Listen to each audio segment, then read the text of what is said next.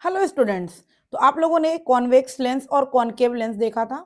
हम लोग convex lens और कॉनकेव लेंस का लेंस फॉर्मूला देखे थे, 1/v minus 1/u is equal to 1/f। उसके बाद मैंने लेंस से और मिरर से दोनों से कंपेयर करवाया था कि क्या डिफरेंस होता है। मिरर के केस में 1/v plus 1/u is equal to 1/f होता है, और मैंने कहा था कि आप इसको चेंज मत करिएगा। 1/v plus 1/u is equal to 1/f है, तो आप उल्टा मत कर दीजिएगा। 1/u plus 1/v is equal to 1/f मत करिएगा, ठीक है। उसके बाद मैंने आपको लेंस फॉर्मूला बताया, 1/v minus u 1/u is equal to 1/f। उसके बाद मैग्निफिकेशन बता करके दोनों को कंपेयर करवाएं। मैग्निफिकेशन मिरर के केस में माइनस v/u होता है, लेकिन लेंस के केस में v/u होता है, ठीक है। तो जितना भी हम लोग लेंस फॉर्मूला पढ़ें, उसका यूजेस क्या है वो हम लोग देखेंगे, क्योंकि बहुत सारे बच्चे फॉर्मूला तो देख लेते हैं, फॉर्मूला सब लोग सीख लेते हैं, लेकिन उसका यूजेस क्या है उसमें हम लोग को क्या होती है, दिक्कत हो जाती है। तो आज हम लोग उसका यूजेस कुछ देखेंगे। उस यूजेस के लिए हमने एक क्वेश्चन लिखा है बोर्ड पे, देखिए। ए concave lens has a focal length of 15 centimetre. एक कॉनकेव लेंस है। सबसे पहले कॉनकेव लेंस ऐसा होता है, आपको दिखा है क्योंकि मैंने सारा रे डायग्राम क्लियर किया है। उसके बाद मैंने बताया था कि कॉनकेव लेंस और कॉन्वेक्स लेंस दोनों में दो फोकस होते हैं, एक को F1 टू F1 से डिनोट करते हैं, एक को F2 टू F2 से डिनोट करते हैं। उसके बाद मैंने ये बताया था कि कॉनकेव लेंस में कौन सा फोकस वर्क करता है और कॉन्वेक्स लेंस में कौन सा फोकस वर्क करता है। कॉनकेव लेंस के केस में मैंने बताया था कि F2 वर्क नहीं करता है, F1 वर्क करता है। क्लियर है, ये पॉइंट क्लियर होना चाहिए। अगर आपको ये पॉइंट क्लियर नहीं होगा तो आप साइन कन्वेंशन अप्लाई नहीं कर पाओगे, और अगर आप साइन कन्वेंशन अप्लाई नहीं कर पाओगे तो आपका न्यूमेरिकल सॉल्व नहीं हो पाएगा। और बोर्ड में न्यूमेरिकल इस चैप्टर से आया नहीं, ऐसा नहीं हो सकता है। ये बहुत इंपॉर्टेंट चैप्टर है, बहुत इंटरेस्टिंग चैप्टर है, और बहुत ईजी चैप्टर भी है, ठीक है। तो हम लोगों ने कहा था कि कॉनकेव में हमारा जो ये फोकस वर्क करता है, ये फोकस वर्क नहीं करता है। जो हम लोग रे डायग्राम में भी देखे थे कि रे डायग्राम में कैसे वर्क कर रहा था, हम लोगों ने दिखाया था आपको रे डायग्राम कर करके कॉनकेव का। जो बच्चे देख लिए हैं उनके लिए बहुत अच्छी बात है, और जो बच्चे नहीं देखे हैं तो आप जाकर के उसको जरूर देखें, क्योंकि without ray diagram and without sign convention आप कुछ नहीं कर पाइएगा, ठीक है।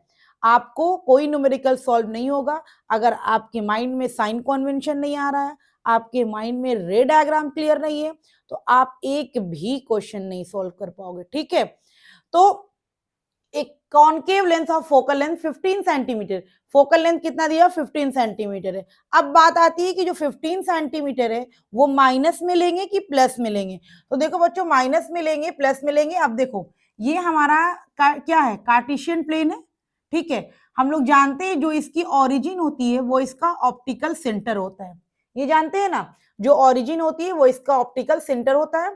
और ऑरिजिन के राइट साइड सारा पॉजिटिव, ऑप्टिकल सेंटर के राइट साइड सारा पॉजिटिव, ऑरिजिन के लेफ्ट साइड सारा निगेटिव, तो ऑप्टिकल सेंटर के लेफ्ट साइड सारा निगेटिव। तो हमारा कौन सा फोकस वर्क करता है कॉनकेव में, लेफ्ट साइड वाला। तो लेफ्ट साइड वाला फोकस क्या हो जाएगा, -15 सेंटीमीटर। उसके बाद कह रहा है at what distance should an object is placed, at what distance should an object is placed so that it form an image of 10 centimeter from the lens।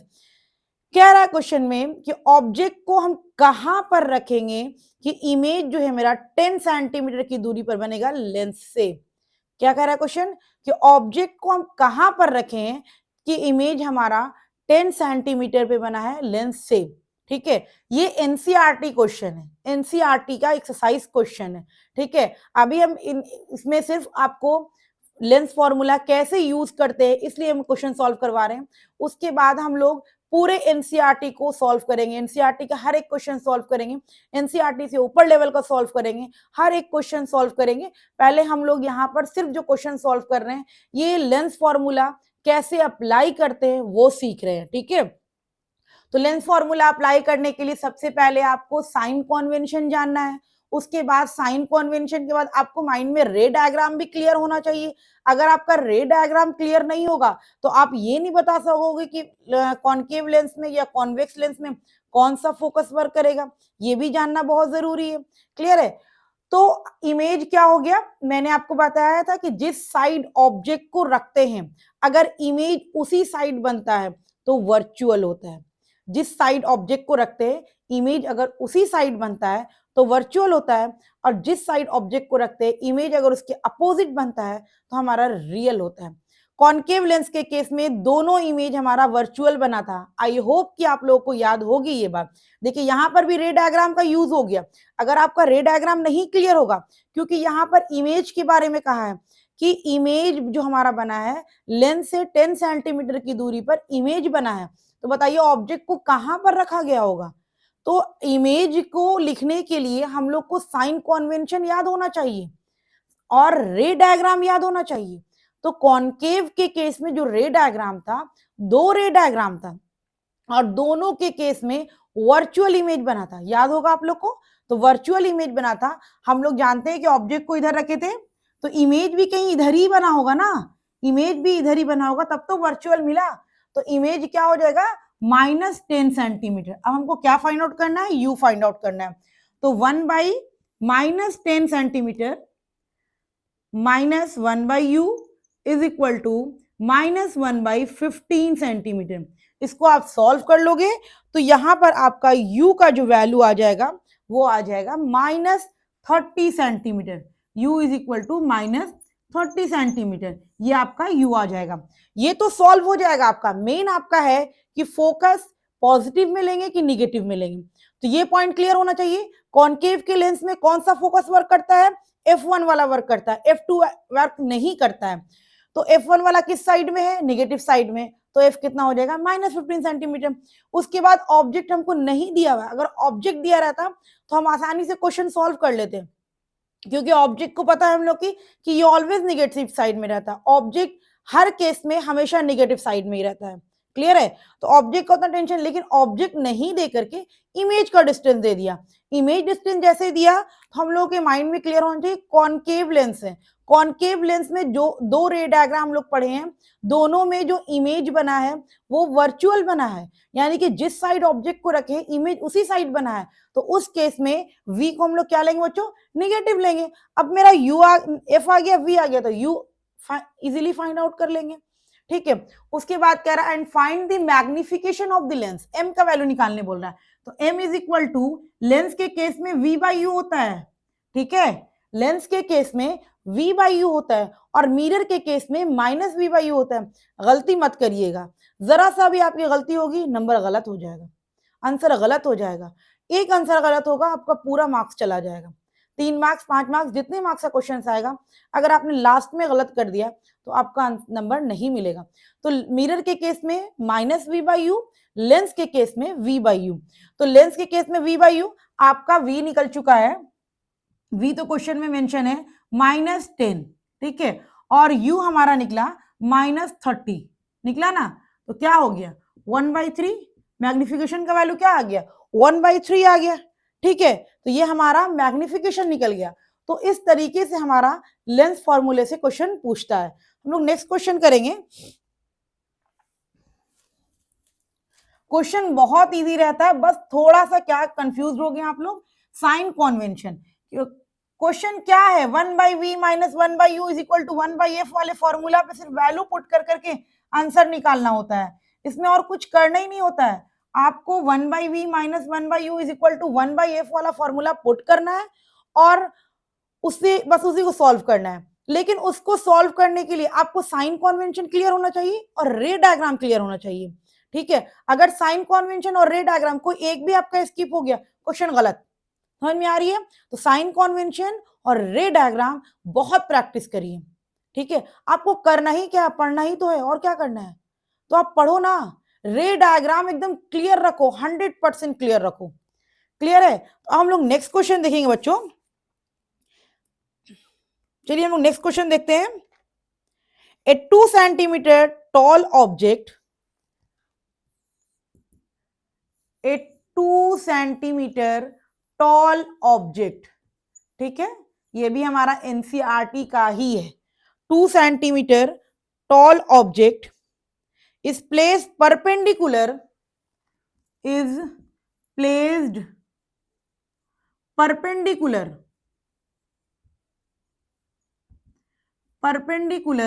मैं अभी एनसीईआरटी का जो सॉल्व वाला क्वेश्चन है उसको पहले प्रैक्टिस करवा रही हूँ, उसको पहले करवा रही हूँ, ताकि आप खुद से जब बनाने शुरू करें तो आप क्या होता है कि आप एक स्टेप अब समझते जाएं, ठीक है। ताकि पहले सॉल्व वाला देखेंगे फिर अनसॉल्व देखेंगे, ताकि आप लोग को हर एक कंसेप्ट जो है वो आसानी से क्लियर हो जाए। Perpendicular to the principal axis of a convex lens, perpendicular of a principal axis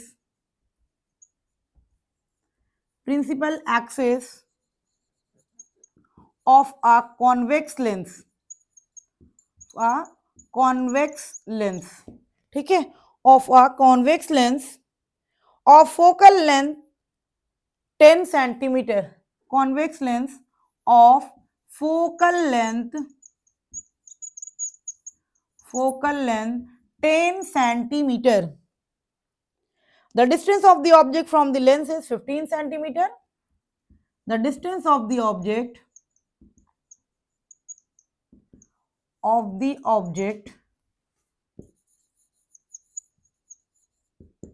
from the lens is 15 centimeter. ठीक है। Find the nature, position and size of the image. Find the nature, position and size. ठीक है। Find the nature, position and size of the image.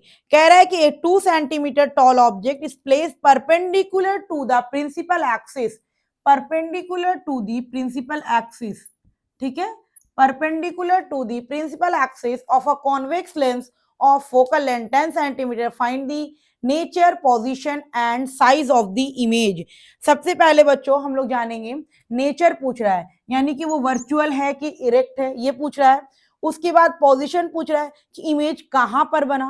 उसके बाद size पूछ रहा है कि इमेज का साइज क्या है। ठीक है। तो साइज ऑफ ऑब्जेक्ट हमको दिया हुआ है, हाइट ऑफ ऑब्जेक्ट जो दिया हुआ है ये दिया हुआ है 2 सेंटीमीटर। ठीक है। हाइट ऑफ ऑब्जेक्ट पॉजिटिव होगा कि नेगेटिव होगा। देखो ऑब्जेक्ट हम ये प्लस वाई होता है, ये माइनस वाई होता है, तो ऑब्जेक्ट हमेशा ऐसे रखा रहता है ना, तो ये क्या होगा, ऑब्जेक्ट हमेशा प्लस में, हाइट ऑफ ऑब्जेक्ट क्या होगा, ऑलवेज प्लस में होगा। क्लियर है पॉइंट। उसके बाद हमको दिया हुआ है क्वेश्चन में convex length of focal length 10 centimetre. Convex lens का फोकल लेंथ हमको दिया हुआ है 10 सेंटीमीटर। अब बताओ बच्चों कॉन्वेक्स लेंस का फोकल लेंथ क्या होगा, पॉजिटिव होगा कि नेगेटिव होगा।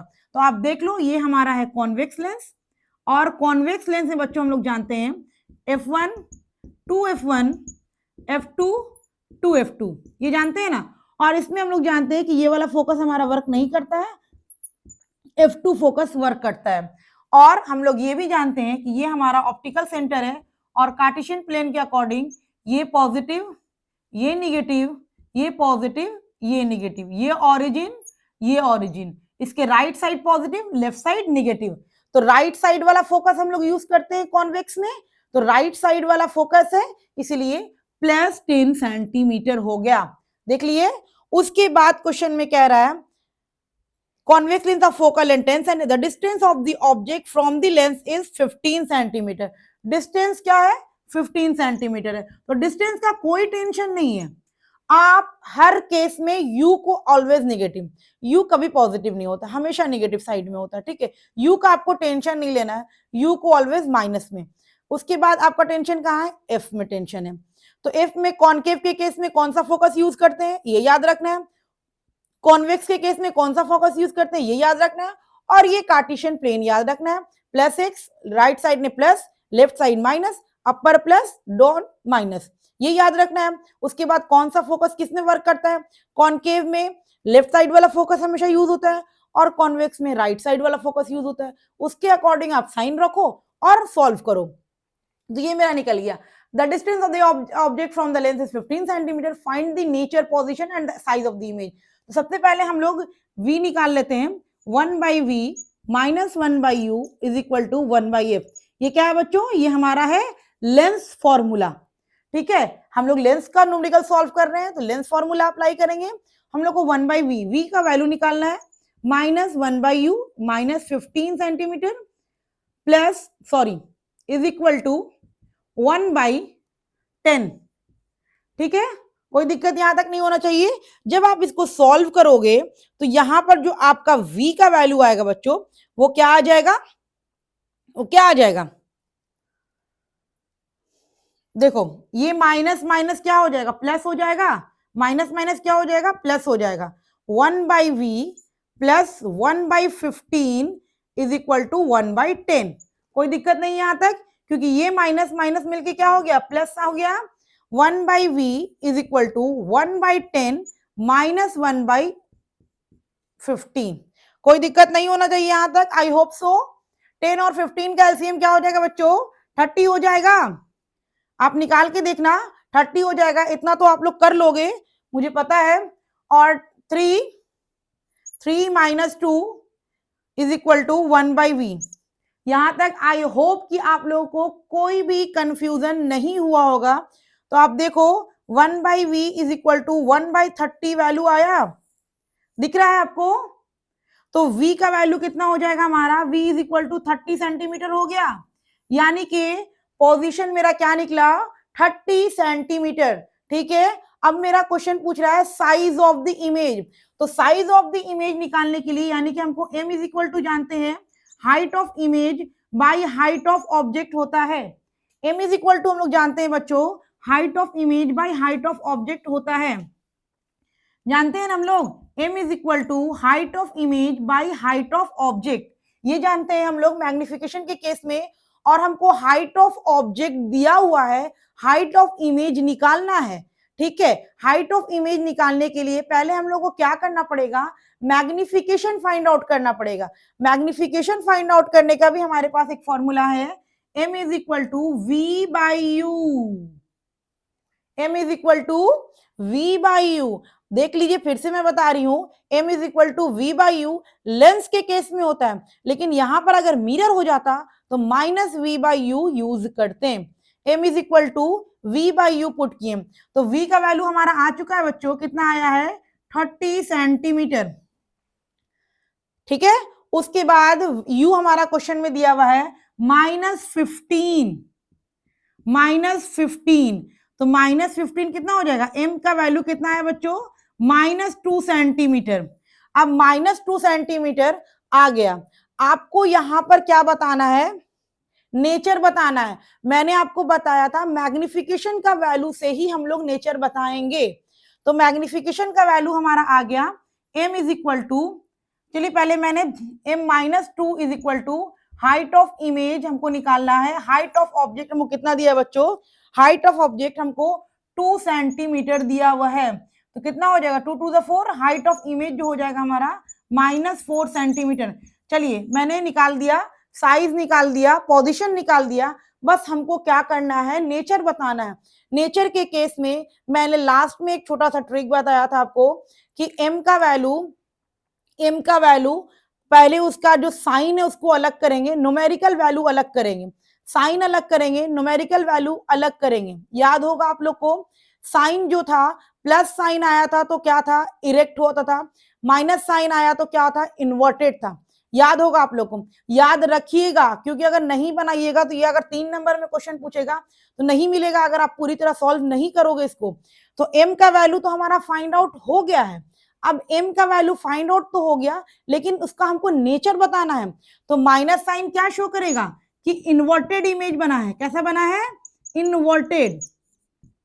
मैंने आपको एक बात और बताई थी कि रियल के साथ ऑलवेज इन्वर्टेड लगता है, वर्चुअल के साथ ऑलवेज इरेक्ट लगता है। तो यहां पर इन्वर्टेड आया तो कैसा हो जाएगा, रियल एंड इन्वर्टेड इमेज बना। ठीक है, क्लियर है पॉइंट। हम लोगों ने क्या किया, मैंने बताया था कि मैग्निफिकेशन का जो वैल्यू आएगा उसका साइन अलग करेंगे, न्यूमेरिकल वैल्यू को अलग करेंगे। साइन जो बताएगा कि इमेज रियल है कि वर्चुअल है, इरेक्ट इन्वर्टेड है या इरेक्ट है। तो हम लोगों ने बताया था कि जहां पर नेगेटिव साइन आता है वहां पर इमेज जो होता है इन्वर्टेड बनता है, और इन्वर्टेड के साथ हमेशा रियल लगता है। तो इन्वर्टेड के साथ मैंने रियल लगा दिया। क्लियर है पॉइंट। उसके बाद हम लोग बच्चों यहाँ पर मैग्निफिकेशन साइज कैसा है, साइज कैसा है आप देखो। m का साइज मैंने बताया था कि 0 से 1 तक लाई करता है तो डिमिनिश्ड होता है, m इज इक्वल टू 1 होता है, same size as the object आता है। और m का वैल्यू ग्रेटर देन 1 आता है तो इनलार्ज होता है। तो यहां पर रियल इन्वर्टेड और इनलार्ज। क्लियर है पॉइंट? तो इस तरीके से आप क्वेश्चन सॉल्व करोगे तो ही आपको नंबर मिलेगा। बहुत सारे बच्चे सोचते हैं कि बस मैं रट के चला जाऊंगा, रे डायग्राम को रट लूंगा तो उससे मेरा काम बन जाएगा। आपका काम नहीं बनने वाला रे डायग्राम रटने से। रे डायग्राम और साइन कन्वेंशन हम लोग इसलिए करते हैं ताकि इस चैप्टर से हम लोग हर एक न्यूमेरिकल्स को सॉल्व कर सके। आपको मैंने मैग्निफिकेशन का बहुत ही आसान सा ट्रिक दिया था कि मैग्निफिकेशन का वैल्यू 0 से 1 तक लाई करता है तो हम लोग वहां पर डिमिनिश्ड इमेज बनता है। अगर मैग्निफिकेशन का वैल्यू 1 आता है तो same size as the object बनता है। अगर मैग्निफिकेशन का वैल्यू ग्रेटर देन 1 आता है तो वहां पर हमारा जो इमेज बनता है वो इनलार्ज बनता है। ठीक है, उसके बाद मैंने बताया था कि जब भी m का वैल्यू आए तो उसका जो साइन आया है उसको पहले अलग कर लीजिए और जो उसका न्यूमेरिकल वैल्यू है, मैथमेटिकल वैल्यू है, उसको अलग कर दीजिए। साइन से आप बता सकते हो कि इन्वर्टेड है कि इरेक्ट है। साइन से आप बता सकते हो कि इमेज जो है इन्वर्टेड है कि रियल है। और अगर इन्वर्टेड आएगा तो उसके साथ हमेशा रियल लगेगा, इरेक्ट आएगा तो उसके साथ हमेशा वर्चुअल लगेगा। क्लियर है पॉइंट? उसके बाद जो उसका न्यूमेरिकल वैल्यू है उससे उसकी आप साइज बता सकते हो। तो इस क्वेश्चन में हमारा 3 चीज पूछ रहा था, find the nature, position and size. सबसे पहले हम लोगों ने पोजीशन फाइंड आउट किया, फिर साइज भी फाइंड आउट हो गया, उसके बाद नेचर हमने बताया रियल, इन्वर्टेड एंड इनलार्ज। अगर ये पूरा आप सॉल्व नहीं करोगे तो आपको फुल मार्क्स नहीं मिलेगा।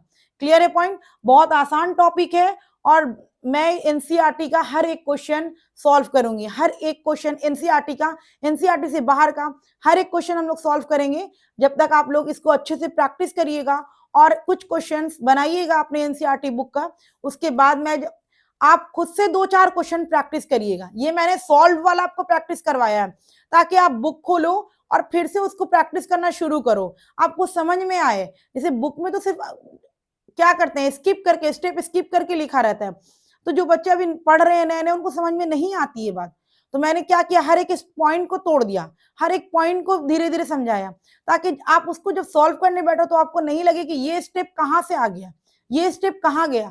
समझ में आ रही है बात? तो प्रैक्टिस आप करिएगा।